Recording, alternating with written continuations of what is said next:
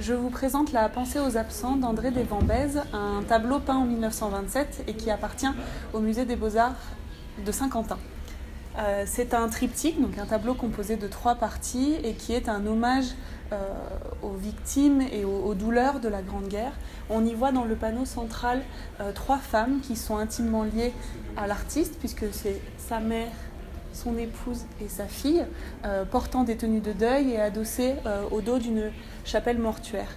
On voit qu'elles sont dans des positions de recueillement très différentes, l'une abattue, recueillie et presque exaltée par la tristesse, dans des attitudes de recueillement très fortes.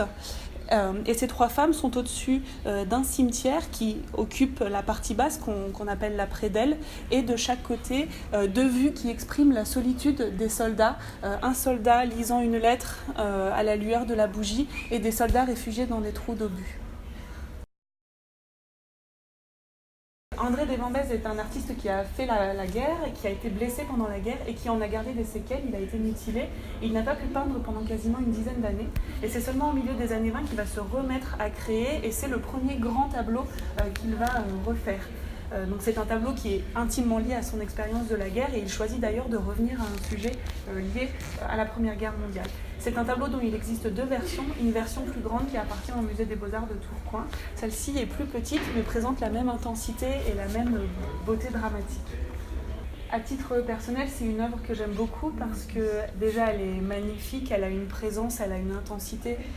Les couleurs ressortent magnifiquement bien. J'aime beaucoup l'espace de l'exposition où elle est située. Et puis c'est une œuvre dont j'ai vu le montage vraiment se faire. Donc elle est venue en prêt pour l'exposition depuis Saint-Quentin, et elle est venue, le triptyque était démonté et on a vu l'assemblage se faire, le panneau principal posé, puis les volets de chaque côté. Donc c'est vraiment une œuvre dont la recréation s'est faite dans l'espace de l'exposition, et ça c'est assez formidable de voir une œuvre comme ça s'animer et prendre sa place dans l'exposition.